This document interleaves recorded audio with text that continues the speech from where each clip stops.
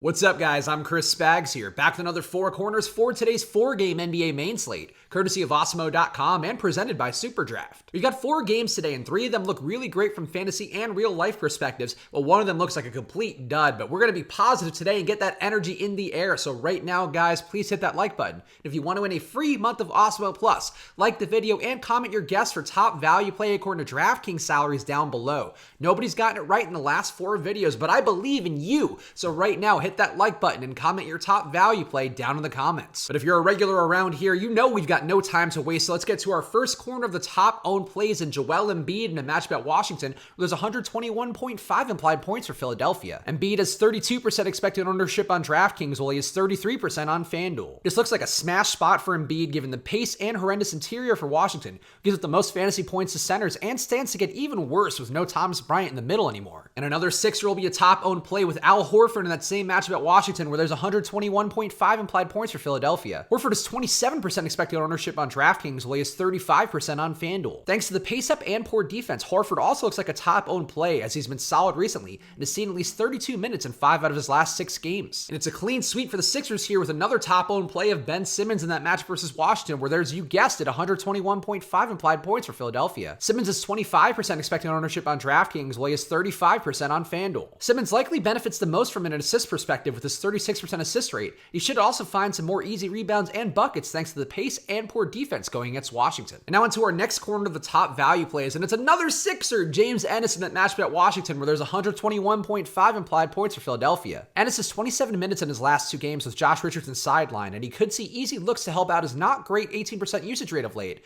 but with some risk that he loses minutes to Furkan Korkmaz or Matisse Thybulle. Another top value looks like Check Diallo in a matchup at New Orleans, where there's 116 implied points for Phoenix. Diallo can earn more minutes if Frank Kaminsky is ineffective, assuming Aaron Baines is out again, and he continues to be productive when given court time, with a pace-up likely to offer easy buckets and boards for Diallo. And we're back to the Sixers with Matisse Thybulle in that matchup at Washington, where there's 121.5 implied points for Philadelphia. Thybulle will be a chalk value play on FanDuel with a strong ability to put up defensive stats, but a brutal 13% usage rate for him on the year can kill his floor. And now onto some of the other top plays on the slate, including Bradley Beal in that match versus Philadelphia, where there's 114.3 implied points for Washington. Beal is a 1.4 fantasy point per minute player in court time without Thomas Bryant, with 35% usage compared to 1.2 fantasy points per minute and 30% usage with Bryant, and he could continue to see monster minutes if this game hangs close. Another top play for me looks like Brandon Ingram in that match versus Phoenix, where there's 119 implied points for New Orleans. Even though Lonzo Ball and Drew Holiday siphon opportunity from each other, Ingram becomes more efficient with 1.34 fantasy points per minute with both guys on the court. In his last 11 games, he's been over 39.25 fantasy points. And another top play to me looks like Kyle Lowry in a matchup versus Houston, where there's 115.8 implied points for Toronto. Lowry returned to the lineup and played 41 minutes, 36 of which were in regulation, and he should benefit from the pace up with additional assist and scoring opportunities against Houston. And now onto our last corner, some of the lower owned dart throws, including Mo Wagner in that matchup versus Philadelphia, where there's 114.3 implied points for Washington. Wagner is questionable after practicing yesterday, and if he's in, he could see more run thanks to the lack of size for Washington,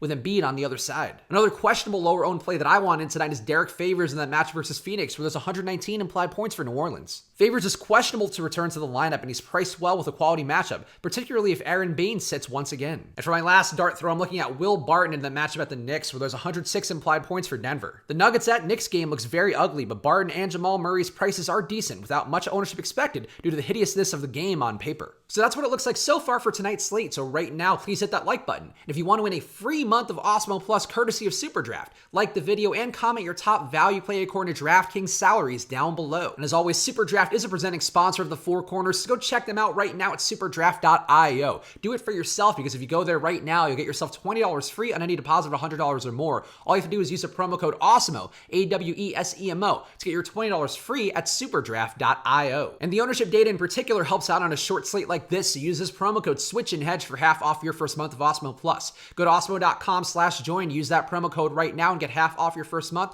or find packs as low as $3.95 a week. Go follow me on Twitter and Instagram at Chris Spags. I've got 7 days a week of NFL and NBA content coming out, and also I posted a photo on my Instagram story of a cat who was looking weirdly into my apartment this morning, so check out what I'm doing right now on Twitter and Instagram at Chris Spags. I'll be back on Live Before Lock later today with Fast City Fierce, so tune in then on our YouTube channel, and of course I'll be back with you guys tomorrow for another Four Corners. So thank you guys for watching, hope you have a great night, and as always, good luck.